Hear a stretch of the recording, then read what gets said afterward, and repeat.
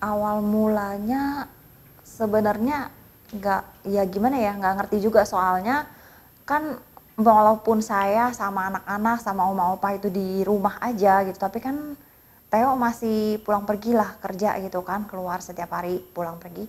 Nah itu sempet curiga waktu dia tiap hari minumin tolak angin. Saya nanya sama dia, kamu kenapa? Saya bilang. Terus dia bilang nggak apa-apa, cuman karena mungkin karena capek atau efek beban pikiran sama pekerjaan kayak gitu. Saya pikir oh ya udah nggak ada apa-apa. Terus tiba-tiba pas papa ulang tahun, saya ingatnya itu saya kayak udah sebenarnya kita udah rencana tuh, udah nyiapin pengen bikin masakan, pengen bikin kue segala macam, tiba-tiba tapi badan nggak enak. Terus demam tinggi, lemes, badan rasanya sakit semua. Wah, kenapa ini pikir kayak gitu kan. Cuman nggak ngerti, ini masih bingung deh antara ini COVID atau cuman karena masuk angin atau apa gitu kan. Tiba-tiba pas sore Theo telepon katanya dia positif COVID. Saya disuruh tes. Ya, nah, pas saya tes itu sebenarnya waktu ke Apot mau tes COVID, mau tes swab itu saya dalam keadaan demam sebenarnya. Itu pas di rumah saya ukur itu udah 38,9 apa 38,7 deh, pokoknya tinggi, demam tinggi. Saya naik motor, diantar sama papa ke apotik. Sampai di apotik mau tes, diukur normal.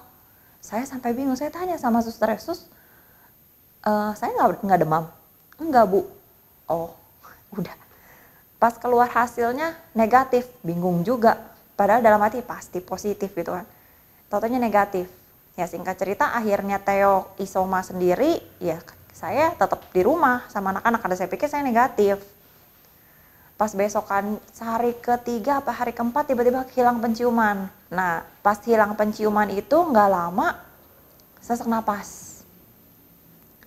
Itu biasa pokoknya saya lepas masker itu cuman pada saat mandi. Tapi karena saking nyeseknya nggak bisa tidur, nggak bisa napas, akhirnya saya buka masker. Cuman aku nggak tahu nih bisa lolos apa enggak nih malam ini ya, soalnya napas saya susah banget gitu. Di saat kayak gitu ya cuman pasrah aja deh, udah ya terserah lah, saya pikir kayak gitu. Cuman berusaha aja supaya atur napas, relax kayak gitu. Terus tahu-tahu demam lagi, padahal udah 3 hari tuh nggak ada demam. Tiba-tiba demam lagi, karena demam ya saya ambil paracetamol. Minum paracetamol, pas minum paracetamol tidur pules banget, tahu-taunya bangun pagi itu mendingan, sesak napasnya mendingan, terus demamnya juga udah turun. Terus ya mama bilang mau nggak cobain makan bawang putih. Biasanya saya musuh banget tuh sama bawang putih, cuma saking udah nggak enak badan nyesek kan, napas aja susah, ngap-ngapan, nekat saya makan itu bawang putih, saya makan bener-bener saya gigit. Nah pas makan bawang putih itu sesudahnya cuman berapa menit tiba-tiba langsung banjir, badan itu keringetan, air banyak banget sampai basah baju. Tapi legaan. Itu setiap hari saya makan bawang putih pas siang sama sore. Pas hari keempat mungkin gak kuat perut saya karena panasnya itu kayak orang dibakar kalau makan bawang putih. Jadinya tiba-tiba perut yang sakit banget. Karena perut sakit banget kata mama, udah deh jangan-jangan nanti malah kena mah lagi katanya. Akhirnya berhenti makan bawang putihnya, saya baru minum obat antivirus, antibiotik. Dan saya pikir oh saya kan dulu punya pengentalan darah. Jadi mungkin ada ke situ juga karena kan ada penyebab pengentalan darah juga si COVID. Jadi saya minum pengencer darah. Nah dari situ baru ya sudah berangsur sampai penciuman bertahap sampai dari nyeseknya hilang dulu, terus balik penciumannya, baru pemulihan. Awal mulanya itu waktu itu tanggal 23 Juni. Waktu itu kan pertama kali WFH karena memang di kantor itu ternyata banyak yang kena COVID. Mungkin hampir setengah kantor itu diliburkan. Terus akhirnya waktu itu aku WFH hari pertama, memang kondisi badan itu udah nggak enak sih sebenarnya. Dari hari Senin, dari sebelum WFH itu mulai hari Selasa. Nah terus hari Rabu itu terpaksa izin karena badan panas. Akhirnya aku nggak ikut WFH waktu itu, ke rumah sakit, puskesmas, dikasih obat hari Selasa, Rabu ke rumah sakit, Kamis sudah mendingan, Kamis balik kerja lagi waktu itu. Terus tapi masih dalam kondisi WFH karena kan jadwal rolling. Habis itu hari Jumat malam itu badan ngedrop lagi. Kondisi badan panas, terus hidung nggak enak, kaki, badan semua nyeri. Habis itu Sabtu pagi itu diare sama kondisinya mual. Nah, karena kondisi itu aku kan ngerasa takutnya memang COVID ya. Jadi dari kantor kebetulan ada fasilitas untuk bisa swab sama PCR. Keluar tes itu jam 12. Ternyata hasil positif. Akhirnya memutuskan untuk PCR itu keluar itu hari Senin. Jadi kan karena nggak tahu kondisinya CT-nya berapa, terus ya udah akhirnya terpaksa tetap isoman. Tapi karena kondisi waktu itu gimana ya? Kondisi waktu itu bingung. Karena kan baru pertama kali kena COVID gitu kan. Terus nggak tahu harus kemana. Akhirnya saya tanya teman-teman saya yang yang sudah pernah terpapar. Ya udah saya akhirnya ke puskesmas waktu itu. Sambil menunggu hasil PCR hari Senin. Kalau untuk coronanya sendiri, COVID itu hari pertama masih oke, badan masih fit. Hari kedua itu udah bener-bener nggak bisa bangun dari tempat tidur. Dan itu masa kritis itu memang seminggu pertama itu luar biasa. Itu bener-bener nggak mau makan tuh nggak enak, mulut pahit, terus badan sakit semua. Nah, yang parah dari aku itu waktu itu demamku 4 hari berturut-turut itu nggak turun.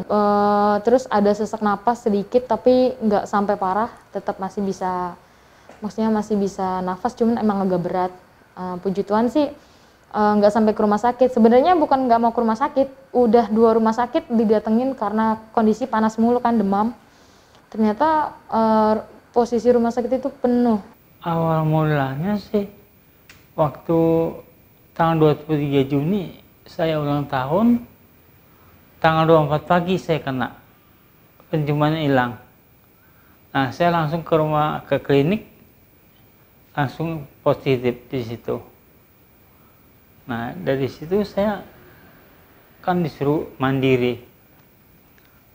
Saya kan istri saya mau ngajak ke atlet aja katanya. Diomelin sama dokter, "Bapak ini penyakitnya ringan, 5 hari juga sembuh," katanya. "Ngapain ke sono?" katanya gitu. Ya udah, saya bilang gitu, "Tapi saya nggak punya obat," bilang gitu. Dikasih resep sama dia, saya beli. Ya udah, saya kembali lagi ke Harvest. Dalam 7 hari, pas 7 hari, penciuman saya langsung kembali normal. Ya rasanya gimana ya, badan pada lemes, sakit waktu pertama Sarah, karena kita satu rumah ya, asalnya Sarah yang kena, udah pakai masker kita di rumah gitu. Dia tidur sendiri, cucu sama saya semua, karena saya pikir toh saya nggak kena. Setelah dia hilang penciuman, pertama Megan, panas badannya. Ya udah kan sama kita yang ngurusin, orang mamanya juga lagi sakit, saya kasih obat. 1 hari udah selesai, sehat-sehat lagi. Matthew gantian. Matthew panas badannya, lemes apa, saya kasih obat tempra. Saya cuma kasih obat tempra, saya kata Tuhan pasti tolong, berdoa sayang. Iya katanya. Nah 2 hari dia panas badannya, udah sehat lagi. Tapi pas sehat besoknya dia ngomong, "Oma, aku kok nggak nyium apa-apa." Nggak mau, panas badannya 2 hari juga. Setelah itu, pala saya yang sakit. Kita kan tidur rame-rame di sekamar ya. Pala saya sakit. Aduh, pala saya sakit banget. Tiap hari itu saya kasih dia, cuma kasih 1 jus jambu merah pakai madu. Cuman itu kan. Saya juga minum itu, Sarah semua. Tapi mereka kasih vitamin C. Tapi kalau saya minum vitamin C itu nggak bisa. Karena ginjal saya 1. Dan jantung saya lemah. Sering deg-deg berdebar-debar. Saya kalau minum vitamin C 1000, pinggang saya sakit. maaf kata pipis juga berbusa gitu. Jadi harus 500 aja sehari 2 hari sekali. Sekarang minum, besok enggak. Sekarang minum. Aduh Tuhan, pala saya sakit. Tapi mah pala sakit bukannya COVID kali. Udah. Nah, pas hari kedua siang jam 11 kan pala sakit. Tapi saya kok ngantuk banget gitu. Udah, Matthew, Oma mau tidur dulu ya? Iya katanya. Saya tidur. Entahlah, nggak berasa apa-apa, langsung pules. Bangun-bangun tiba jam 3 pagi sore. Loh, kok enteng ini ya kepala, terang mata. Aduh puji Tuhan, saya kata. Saya sehat, puji Tuhan, saya kata gitu. Besoknya mulut saya pahit. Saya coba, COVID bukan ya saya coba makan asam berasa. Katanya kan suka nggak berasa, tapi bahkan pedes berasa, cuman pahit sekali. Saya tetap nggak bisa makan vitamin kan, tetap cuman ya jamu itu sama madu itu ya saya makan gitu. Malam-malam saya terbangun, ini penciuman saya hilang. Palanya sembuh, kedua hari pala sembuh. Berapa hari kemudian penciuman saya hilang, malam-malam saya bangun. Saya ambil, kan saya selalu sedia takut juga nih penciuman. Jadi kalau nggak apa-apa pagi-pagi pakai minyak kayu putih, oh cium, puji Tuhan itu. Malam itu saya mendusit, saya ambil minyak kayu putih, saya kok nggak berasa ya? Wah, saya kata gitu. Saya ambil lagi, kok nggak berasa ya? Sampai ini saya panas. Wah, saya COVID nih. Langsung malam itu entah jam berapa, pokoknya malam aja ya. Anak-anak pas saya lihat anak-anaknya pada tidur gitu kan. Saya langsung duduk berdoa, saya bilang, Tuhan, kalau saya untuk pulang, saya siap. Tapi saya nggak mau mati COVID. Saya nggak mau mati COVID, Tuhan. Kata-kata kalau Tuhan panggil, saya siap. Saya pasti ketemu Engkau, Tuhan. Saya kata gitu. Kalau tugas saya di sini, saya udah selesai. Cuma saya bilang, saya ingin lihat cucu-cucu dari kecil sampai dewasa. Dia takut Tuhan, selalu di jalan Tuhan. Saya kata jangan sampai dia terhilang. Seperti mamanya sempat terhilang gitu kan. Saya kata gitu. Kalau saya boleh menawar Tuhan, saya jangan mati COVID. Saya kata gitu. Habis itu saya tidur lagi, pulas lagi. Pagi-pagi jam 5 biasa bangun kan untuk berdoa apa siap-siap masak. Terus saya ambil minyak kayu putih, saya coba. Loh, kok nyium? Aduh puji Tuhan, saya nggak COVID sih. Maiti bangun, kenapa Oma? Puji Tuhan. Oma nggak COVID, Oma nyium mau punya kayu putih. Coba Maiti masih cium nggak? Dia cium Oma, oh sama kita masih cium, ya udah cium. Ya itulah, saya kata aduh. Nah siangnya, tapi mulut masih pahit mulut, pokoknya makan apapun pahit. Jadi makan mau nggak mau kan sedikit ya, ada pahit rasanya, tapi kita harus makan gitu. Pas siangnya adik saya telepon Lili, Ing bagaimana Sarah? Puji Tuhan pagi-pagi tadi Sarah juga bilang udah nyium. Pas itu juga pagi itu juga Sarah, Mah bangun pagi, Mah Sasa udah nyium nih katanya, minyak kayu putih, oh puji Tuhan. Sarah udah nyium, mulai ya tahap penyembuhan dah, saya kata gitu, pemulihan. Anak-anak ya tetap sehat, saya kata gitu. Kan Sarah waktu itu punya antibiotik, sama Mama minta antibiotik dong. Nih antibiotik dia saya minta, saya minum. Selang berapa jam deh, nggak sampai sehari. Saya minum itu siang, sore hilang di pahitnya. Makan, oh kok enak, aduh puji Tuhan enak. Enggak pernah saya ngeluh, cuman saya kata serahin. Sekadang Sarah bilang, Mama aku nyesek. Saya bilang, Tuhan punya rencana. Semua Tuhan punya rencana. Rencana Tuhan kita nggak tahu pada saat ini, tapi setelahnya kita baru ngerti, oh ini toh rencana Tuhan. Baik buat Sarah. Cuman saya selalu telepon ke Harvest, bagaimana dia nyesek apa? Enggak, oh puji Tuhan nggak nyesek. Saya takut dia karena punya darah tinggi, punya kolesterol kan. Bahkan saya bisa nguatin mereka. Saya kata pasti semua punya rencana Tuhan. Tuhan kasih ini pasti punya rencana terhadap diri Sarah, terhadap diri Theo. Nyatanya kan dia merasa terhilang, dia dengan cara itu dia bisa berbalik lagi, menyadari betapa kasihnya Tuhan sama dia gitu. Iya sih, pertamanya lagi di rumah-rumah saja, tiba-tiba panas, demam gitu tinggi banget, panas banget, gak enak. sampai sekeluarga pakai masker. Tapi untung sih cuma 2 hari sudah sembuh. Hari ketiganya sudah sembuh. Tiba-tiba hilang penciuman. Hilang penciumannya itu juga ya nyesek dah. Cuman aku cuma mikir pasti ada hikmahnya udah. Ya, aku cuma mikir kayak gitu doang. Pasti ada hikmahnya, pasti ada rencana Tuhan gitu.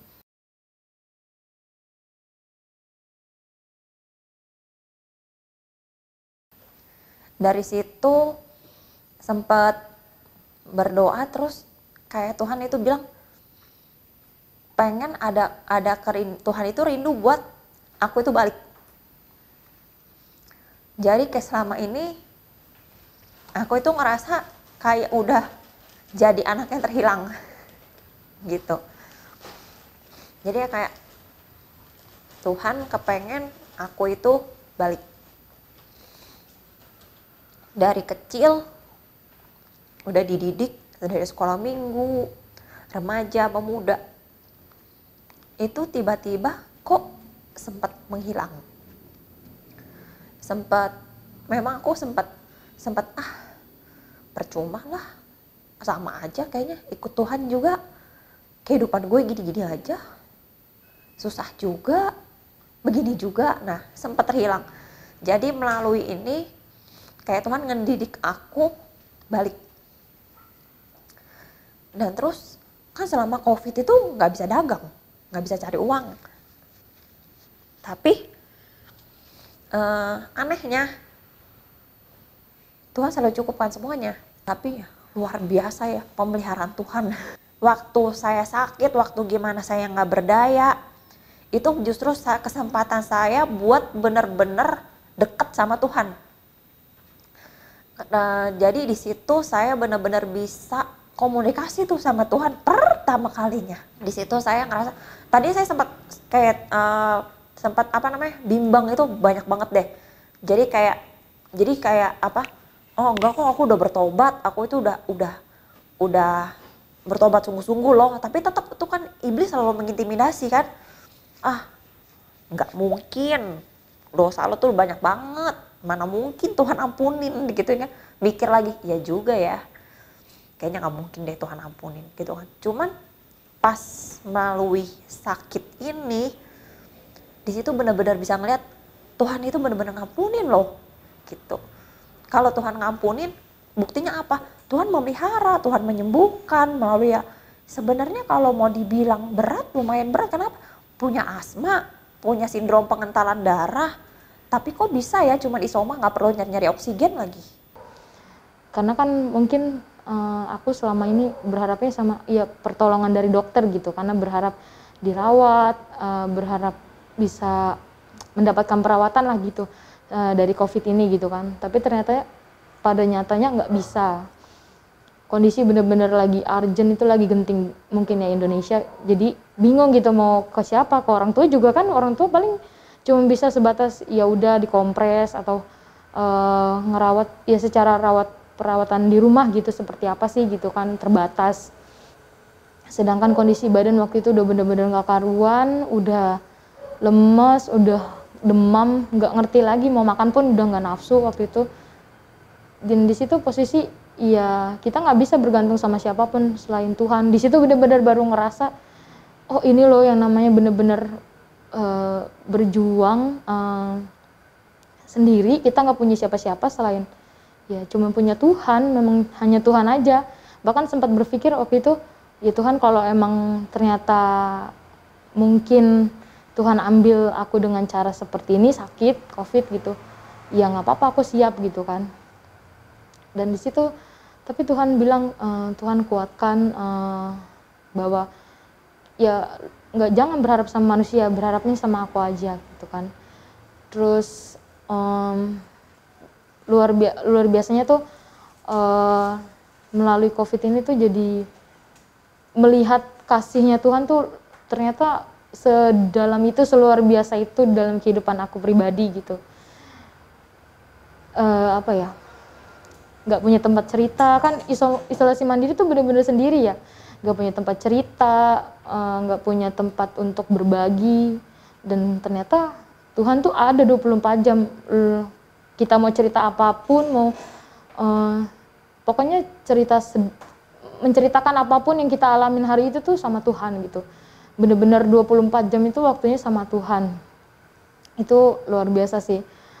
Menurut aku bisa merasakan kasih Tuhan yang luar biasa. Mungkin selama ini sibuk sama kerjaan, sama kehidupan sosial, pribadi sama temen-temen yang notabene mungkin jadinya waktu untuk Tuhan tuh kurang gitu. Tapi semenjak COVID itu jadi merasa punya waktu 24 jam sama Tuhan, bisa mengerti bahwa kasih Tuhan itu luar biasa, sangat-sangat besar gitu. Pokoknya tanpa kita minta pun dia tuh pasti selalu ada untuk kita 24 jam, tiap detik, tiap waktu. Perasaan sedih sih ada ya. Tapi saya percaya Tuhan ada. Tuhan ada. Saya berdoa. Kalau Tuhan masih mau pakai saya, sembuhkan saya. Cucu saya masih perlukan saya. Tolong sembuhkan saya. Hari ke-7 sembuh. Itu saya berdoa. Hanya itu yang saya doakan sama Tuhan. Saya berterima kasih. Tuhan selalu dengar doa saya. Mungkin kita banyak yang menyesali hati Tuhan, tapi Tuhan tidak pernah menyesali kita sekalian. Itu menjadi kerinduan saya kepada Tuhan. Makanya kalau ada orang-orang yang sudah disembuhkan, jangan main-main. Jangan pernah menolak untuk menyaksikan kemurahan Tuhan.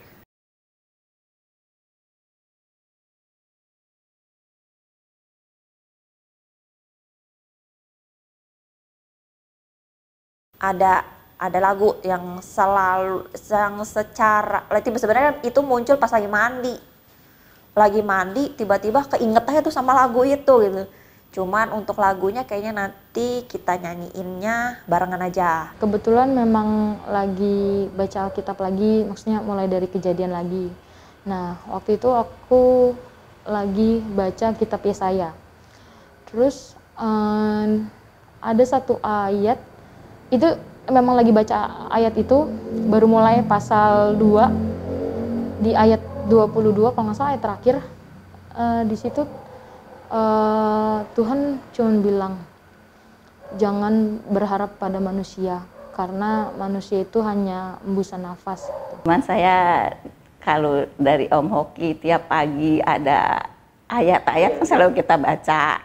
Tapi yang paling berkenan hati saya catat, saya bilang, ya Tuhan, Engkau telah memperjuangkan perkaraku, Engkau telah menyelamatkan hidupku. Lagu sih nanti sama-sama. Kok aku sih dari cerita tentang Nabi Nuh.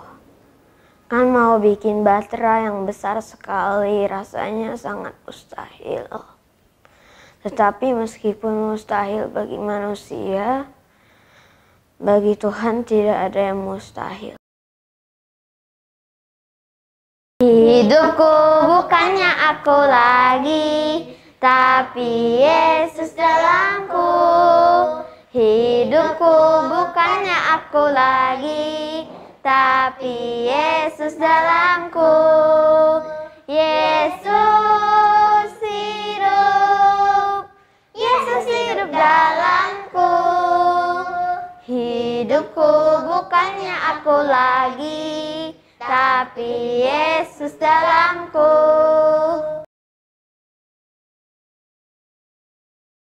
Segalanya, Tuhan segalanya. Nggak punya tempat lagi, mau kemana? Dokter nggak bisa tangani langsung, orang tua juga terbatas. Pokoknya segalanya, udah dia temen, dia orang tua, dia tempat cerita. Di saat isolasi mandiri itu dia dokter, udah cuma bisa mengandalkan Tuhan aja. Pokoknya segalanya. jangan pernah bimbang sama Tuhan. Itu kalau kita benar-benar tulus, udah nggak usah mikirin kata orang nanti gini nggak usah. Yang penting kita yakin itu, fokus aja diri kita sama Tuhan. Jadi lebih baik benar-benar diri kita sama Tuhan, berharap sama Tuhan. Jangan berharap sama manusia, itu pasti kecewa. Itu. Jadi God is good all the time. Tetap andalkan Tuhan, percaya bahwa Tuhan itu pasti menolong, menyertai di masa-masa tersulit sekalipun, walaupun kita kayaknya nggak ngelihat harapan di depan gitu. Masa depan tuh kayaknya gelap banget, kayak nggak tahu mau ngapain ya, tapi di situ Tuhan nyatakan kasih-Nya, Tuhan nyatakan kuasa-Nya. Jangan menyerah sama keadaan, mau orang lain ngomong gak enak atau menilai apapun tentang kondisi kita saat ini, mungkin kondisinya lagi sakit, siapapun itu lagi sakit, ih kok sakit gitu, ih kok covid gitu. Kadang ada dengar 1-2 tuh perkataan kayak gitu tuh, covid nggak ada gitu. Pokoknya intinya tetap percaya sama Tuhan, kan yang ngerasain diri kita sendiri, yang ngerasain badan kita. Tetap apapun omongan orang yang gak enak gak usah didengar, percaya sama Tuhan. Tuhan pasti penolong, dan Tuhan gak akan biarin kita sendiri. Intinya itu. Selama sakit kemarin aku melihat bahwa Tuhan itu gak biarin kita sendiri kok sampai detik ini, puji Tuhan. Pesan saya, yakin Tuhan akan sembuhkan, karena kita percaya Tuhan Yesus murah hati. Jangan kecewa kalau Tuhan kasih kita sakit COVID, karena kan memang lagi wabah. Jangan kecewa dan jangan nyalahkan Tuhan. Apapun yang kita alami, entah COVID, entah kesusahan, entah apa, semua itu punya rencana Tuhan. Kalau Tuhan berencana sama kita dengan cara apa, kita nggak ngerti. Mungkin dengan cara dia mau Sarah supaya berbalik ke Tuhan dengan cara dikasih COVID. Mungkin orang lain dengan cara dikasih kesusahan apa, tapi jangan pernah menyalahkan Tuhan dan jangan pernah kecewa sama Tuhan. Semua indah pada waktunya. Ya, jangan sedih ya. Tuhan pasti menolong, tidak ada yang mustahil bagi